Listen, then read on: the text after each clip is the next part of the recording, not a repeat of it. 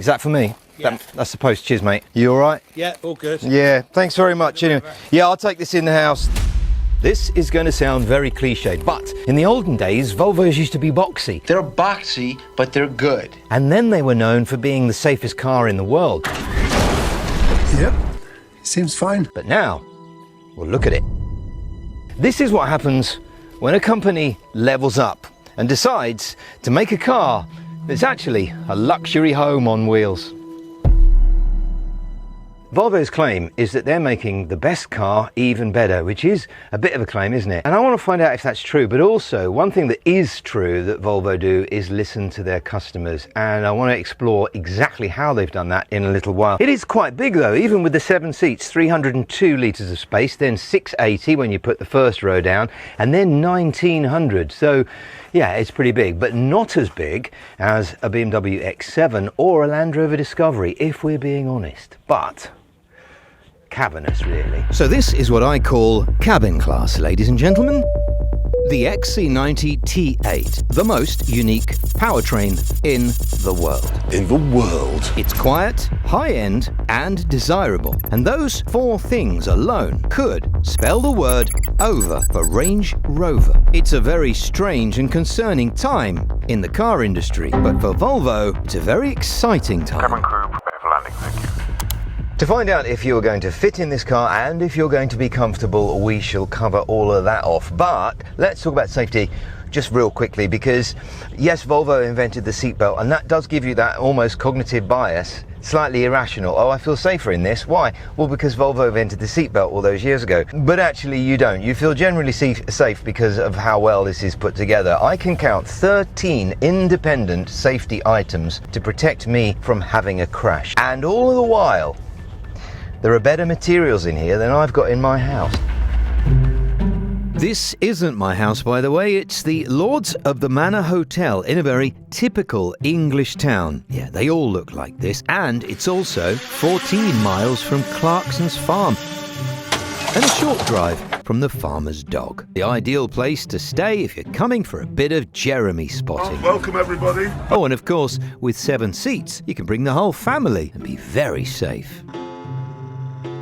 This whole cabin, for example, in the event of an accident, is covered by what they call an inflatable curtain. It's essentially a giant airbag that will inflate and cover you for every single part of your body. And in other countries outside the UK, Volvo offer a thing called an alco lock, which is a piece of software that won't let the car start unless you first provide a specimen of breath. That is, if you've been drinking, not just it won't just generally check your breath, which is brilliant, but obviously I think it's a bit pointless. What you should have is just a sticker on the window. If you've been drinking, get an Uber. Comfort is another thing, and this is helped by Volvo's very famous air suspension, which is, I think, one of the best in the world. It controls each wheel independently. The faster you go, the lower you go, and this is obviously very efficient and great for handling.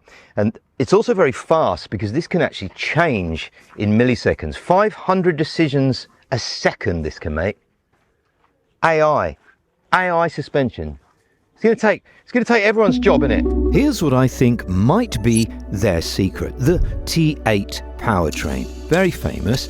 455 horsepower, 2-litre engine, a plug-in hybrid, and electric range. The only car in the world also with 1-pedal drive technology. And later, I discover something even better. Here's a question. Do you think that Volvo listen to their customers? The answer is a yes, and I know why. 1 or 2 of the things that they've done here is this cup holder. People didn't like the way the cup holder was situated, so they changed it. They gave it more room, and they moved the wireless phone charger down here as well. Plus, they are moving things in some of their cars, like speakers, moving speakers around to give you more room down there for storage. Yeah, they're listening. If you want something simple, you can have a 2-litre petrol one of these, but there are 3 things that separate the T8 powertrain from everything else. 1-pedal drive. This reduces how much thinking you're doing on a journey. The lack of noise from the outside world, reducing fatigue on a journey, and the air suspension system, detaching you, yes, in a good way, from the road.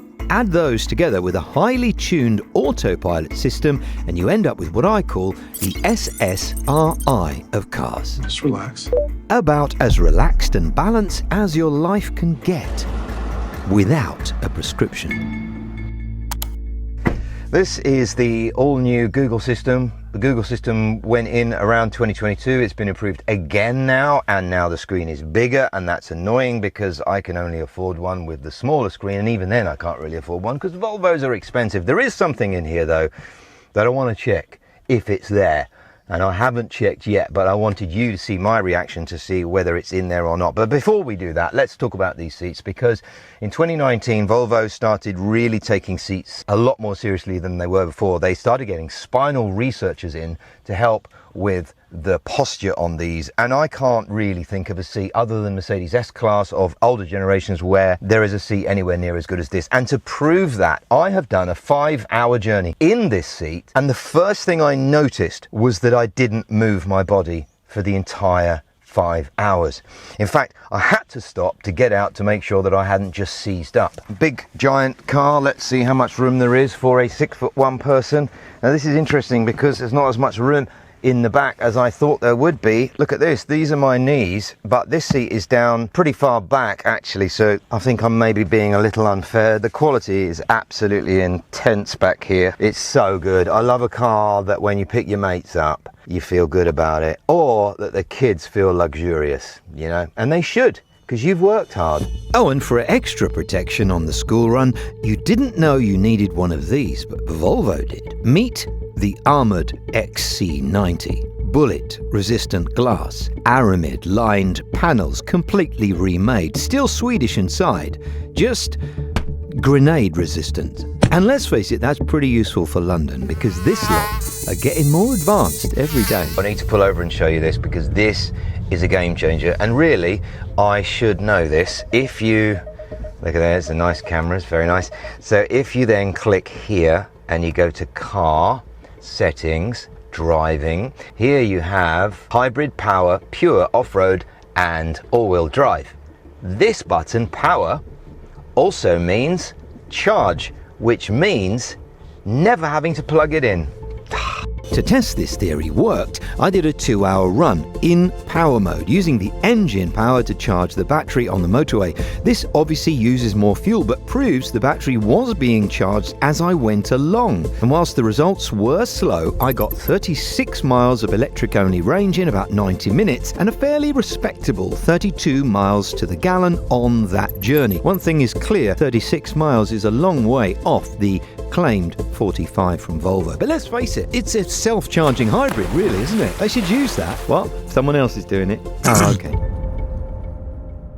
Have a look at this. This is the Sound Lab in Gothenburg, Sweden. It's the Volvo Sound Lab, and it's led by this man who is Johan Stevenson. His job is to make your Volvo very quiet, and the way he does it is he drives your Volvo into the Sound Lab and connects it with lots of wires, almost like it's having an ECG. In every car there are vibrational sound waves that travel the sound into the car. That could be even something like the suspension or through the seals or the doors, and Johan's job is to make sure that as little as possible noise comes into the cabin. But there is one thing that he can't control, and that is how much money you've spent on your tyres.